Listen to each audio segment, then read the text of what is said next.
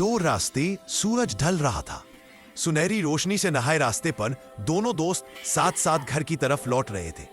हवा में ठंडक थी पर गांव वालों का उत्साह गर्म, क्योंकि आज न्यू ईयर की शाम थी।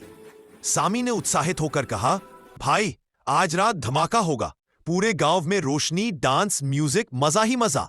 अब्दुल मुस्कुराया, अच्छी बात है, लेकिन मैं रात को मस्जिद जाऊंगा। नया साल आने वाला है, मैं चाहता हूं कि इसे अल्लाह की याद से शुरू करूं। सामी ने बाय चढ़ाई, यार तू हर बार यही करता है, चलना एक बार, मजा आएगा।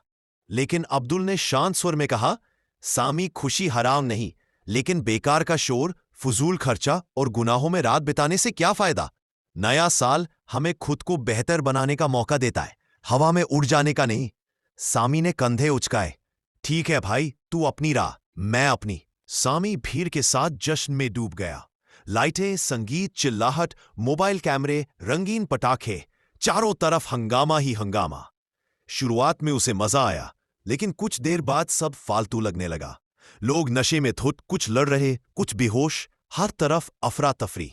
सामी के चेहरे पर रोशनी तो थी, लेकिन दिल में एक अजीब सा खालीपन। उधर अब्दुल मस्जिद में बैठा था, दुआ में हाथ उठाए, आंखों में सुकून का समंदर।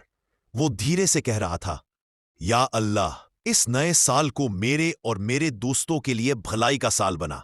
हमें हिदायत दे, हमारे दिलों को साफ कर दे।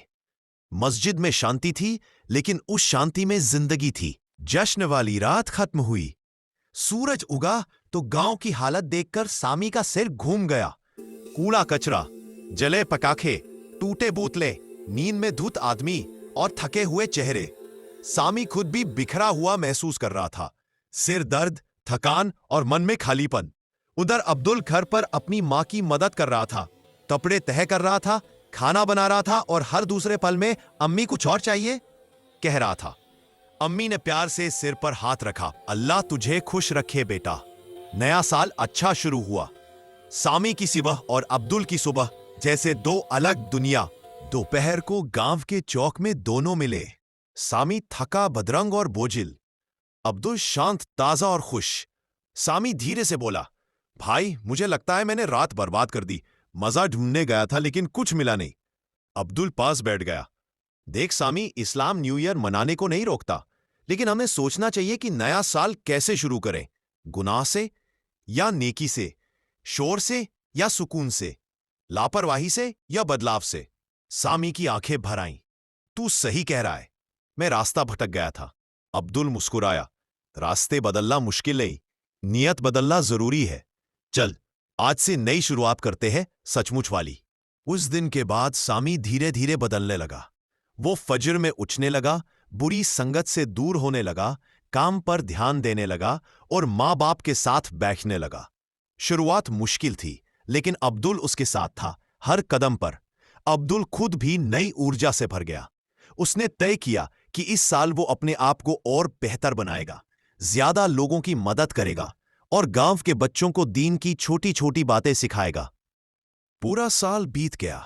गांव में दोनों की जिंदगी बदल चुकी थी। अब्दुल गांव में सबका प्यारा बन चुका था।